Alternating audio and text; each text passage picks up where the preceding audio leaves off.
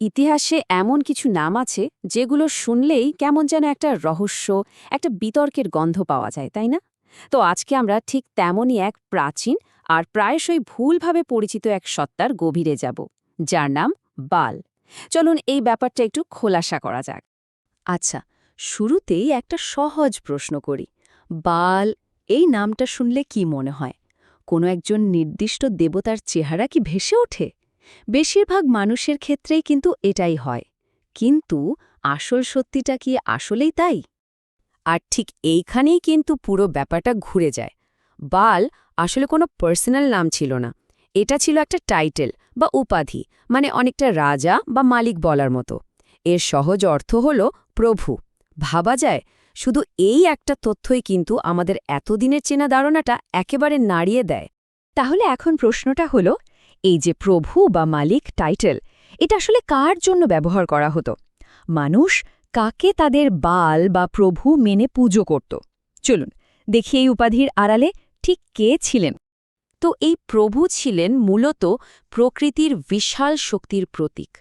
মানে ওনার মূল কাজই ছিল বৃষ্টি নামানো, বজ্রপাত ঘটানো। আর একবার ভাবুন তো, সেই প্রাচীন সময়ে বৃষ্টি মানে কি? বৃষ্টি মানেই তো জীবন, বৃষ্টি মানেই ফসল। তাই খুব স্বাভাবিকভাবেই তিনি হয়ে ওঠেন কৃষি আর উর্বরতার দেবতা। হ্যাঁ, কিছু জায়গায় তাকে যুদ্ধের দেবতা হিসেবেও মানা হতো। আর এনার উপাসনা কিন্তু কোনো একটা ছোট এলাকায় সীমাবদ্ধ ছিল না। এর প্রভাব ছিল অম্জ। প্রাচীন কেনানীয় সভ্যতা থেকে শুরু করে ফিনিশীয়দের মধ্যে, মানে আজকের দিনের লেবানন, সিরিয়া, ফিলিস্তিনের এক বিশাল অংশ জুড়ে একসময় এই দেবতার উপাসনা চলত। তো এখন আমরা সেই পয়েন্টটাতে আসছি যে কেন এই দেবতা শুধু গুরুত্বপূর্ণই ছিলেন না, কেন তিনি ছিলেন একেবারে জীবন মরণের প্রশ্ন। তার গুরুত্বটা ঠিক কতটা ছিল একবার ভাবা যাক। ব্যাপারটা একদম সোজা। তখনকার মানুষের জীবন চলত কৃষিকাজ করে, আর চাষের জন্য সবচেয়ে জরুরি জিনিস কি? বৃষ্টি। তো তাদের বিশ্বাসটাও ছিল খুব সোজাসাপটা। যদি বাল বা প্রভু খুশি থাকেন, তাহলে তিনি আশীর্বাদ হিসাবে বৃষ্টি দেবেন আর জমিতে ফসল ফলবে। কিন্তু তিনি যদি রেগে যান, তাহলেই সর্বনাশ, খরা, দুর্ভিক্ষ। মানে বুঝতেই পারছেন, তার উপাসনা করাটা ছিল আক্ষরিক অর্থেই বেঁচে থাকার লড়াই। কিন্তু ইতিহাসে তো কোনো কিছুই একরকম থাকে না, তাই না? সময়ের সাথে সাথে মানুষের ধর্মবিশ্বাসে একটা বিরাট পরিবর্তন আসলো।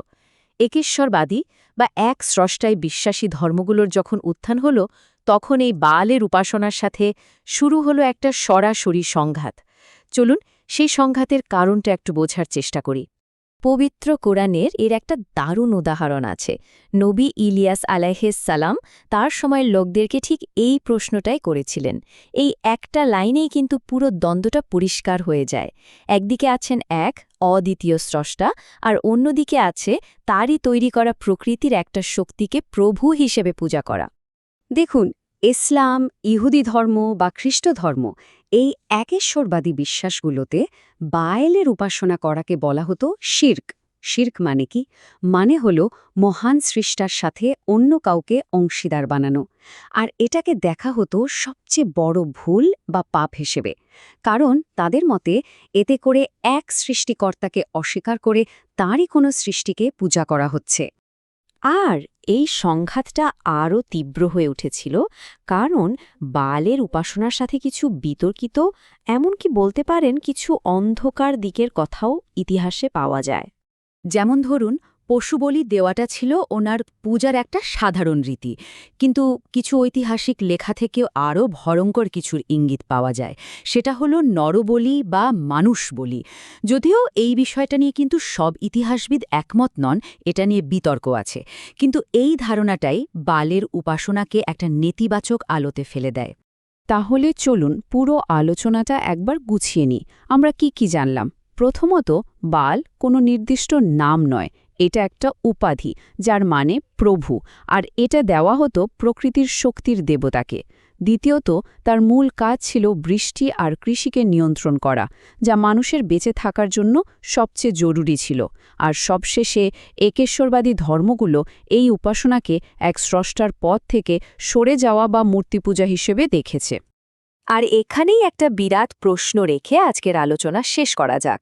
একবার ভেবে দেখুন, কিভাবে একটা বিশ্বাস যা একসময় একদল মানুষের বেঁচে থাকার মূল ভিত্তি ছিল, সেই একই বিশ্বাস অন্য আরেক সময়ের অন্য আরেক দলের মানুষের কাছে পুরোপুরি অশুভ একটা বিষয় হয়ে দাঁড়ায়।